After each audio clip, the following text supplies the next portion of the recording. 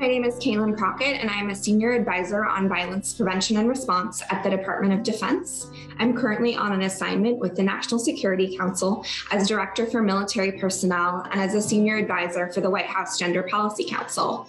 My work focuses on policy to prevent and respond to sexual violence, sexual harassment, and sexual assault, including intimate partner violence in the U.S. military, as well as working with global partners. Violence and abuse, and particularly gender-based violence, are public health issues that truly impact military readiness. Sexual assault and sexual harassment are leading drivers of early separation for men and women in the military. And in fact, it's also a deeply intersectional issue that disproportionately impacts LGBTQ service members. Like the civilian population, the military community, service members and their families have been impacted by increased risk for gender-based violence throughout the COVID-19 pandemic. The broader field of violence prevention is increasingly looking at public health solutions and approaches in recognition that there's a need to rely less on criminal legal responses and move towards prevention. When it comes to violence, prevention is key. Our next panel will explore new models of preventing community violence.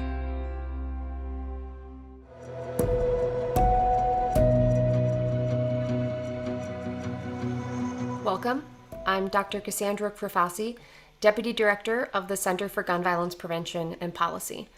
I'm so glad to be joined today by Josh Peterson and Eric Cumberbatch.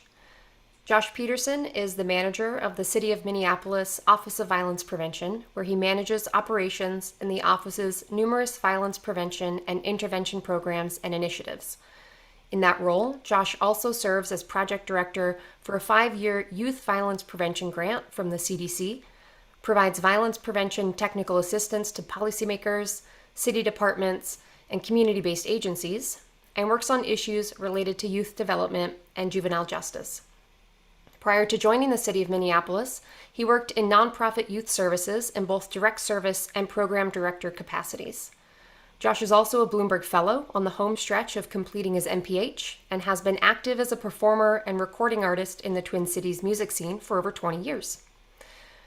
Born and raised in New York City, Eric Cumberbatch oversees the New York City Office of Neighborhood Safety, which includes the Office to Prevent Gun Violence, the Mayor's Action Plan for Neighborhood Safety, and Atlas. Prior to this role, he served as the Executive Director of the Office to Prevent Gun Violence, aiming to coordinate and amplify the city's gun violence initiatives across government, communities, and justice partners with oversight of the New York City Crisis Management System, a joint initiative of the Mayor's Office and the New York City Council with the purpose of reducing gun violence via intervention and prevention services in 21 communities that account for the majority of shooting incidents in the city. Eric has a lifelong dedication to uplifting, organizing, and empowering people, developing creative violence prevention strategies, and improving community cohesion. He has over 15 years of management experience in city government and has held posts at the New York City Department of Education and New York City Housing Authority. Mr. Cumberbatch holds a master's degree in education from Northwestern Missouri State University, a Bachelor of Science from Delaware State University, and is a fellow at the Bloomberg School of Public Health at Johns Hopkins University. Thank you both for joining me. Eric, can we start off with you? Can you talk a little bit about your organization and how you got started in this work?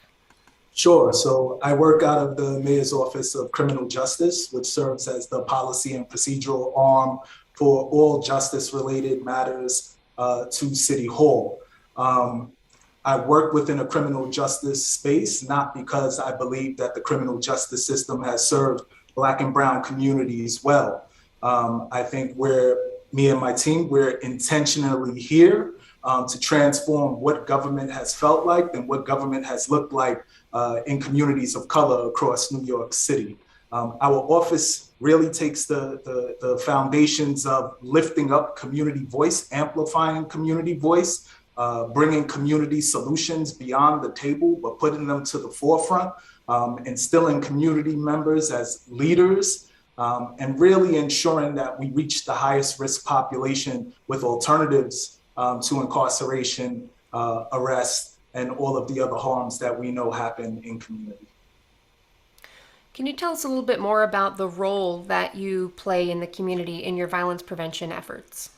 Yeah, so we fund upwards of $100 million to community, small grassroots-based organizations that are in neighborhoods that account for more than half of New York City's gun violence. So not only do we fund them, we build them as partners within the criminal justice system, partners, advocates, allies, really to inform best practices, to inform what leadership looks like on the ground, to really look at policies and procedures that are taking place across agencies that have adverse impacts on the population we serve. So we lift community. It's so great to hear that you're not just grant making, but actually helping build capacity in these communities, sort of co-creating some of these solutions. Yeah, ideally, this is a complete transformation of how government has historically appeared in community. And what we want to do is really identify, acknowledge, and lift up the leadership that we know is brilliant and has been resilient in very adverse times in community for years, and really give them a platform to create the change, be the change, and for us to resource that change and support that change.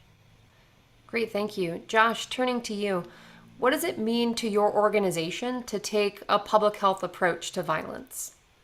Yeah, thanks for that question. And so much of what Eric just said really resonates with that. So I want to say just rewind the tape and listen back to that. But I'll give you a little bit more information about what we do here with our Office of Violence Prevention.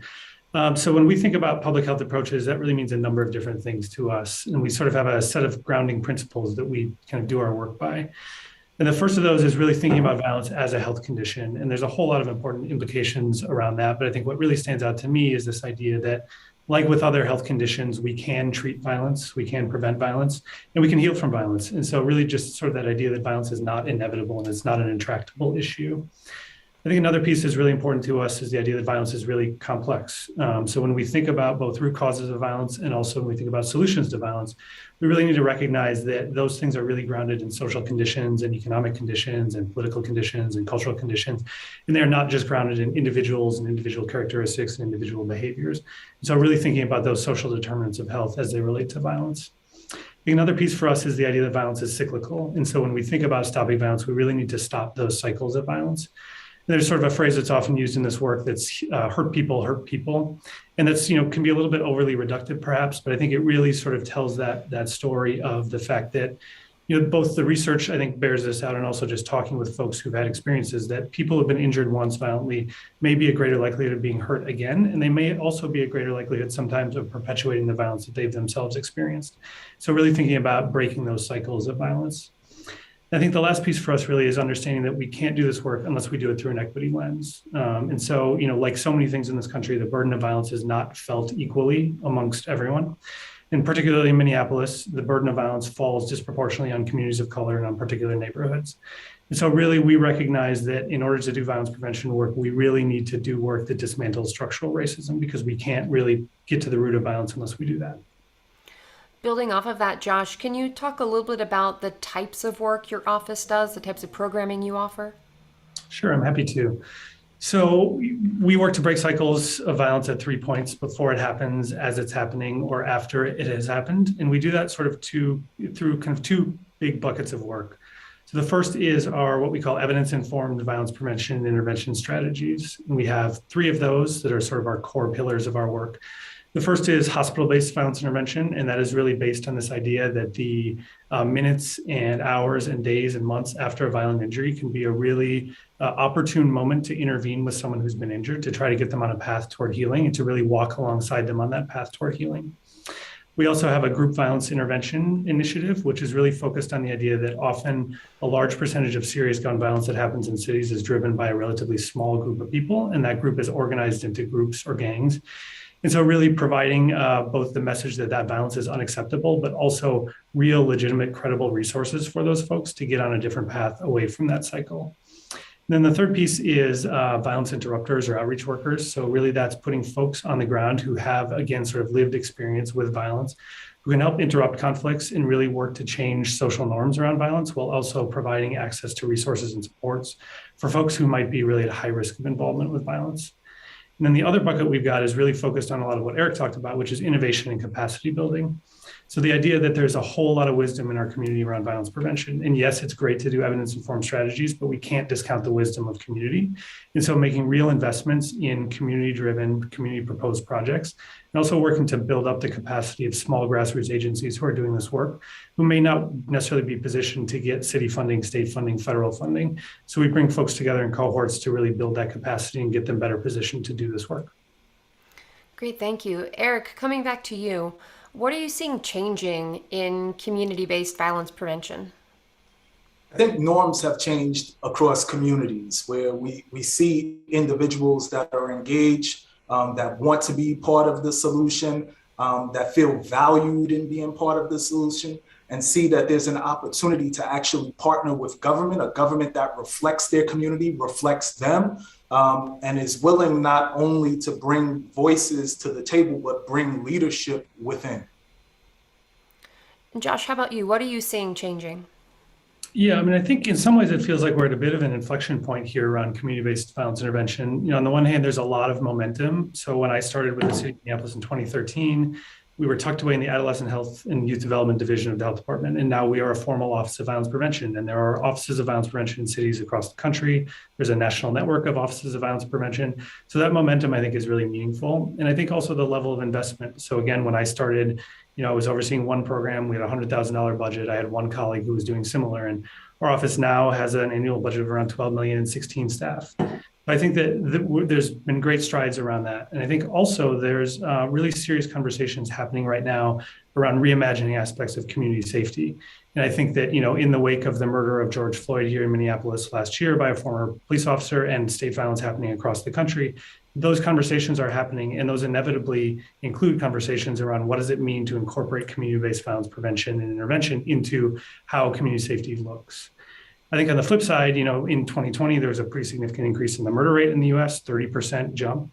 And I think that there's danger in that around the pendulum perhaps swinging back toward enforcement-based approaches. On the flip side of that, I think there's a lot of opportunity there in recognizing that there really is a need now more than ever to fully invest in community-based violence prevention and intervention. And so I think really sort of that inflection point is a big opportunity for change right now. A final question for each of you, and Eric, let's start with you. What's next, or what do you hope to see moving forward?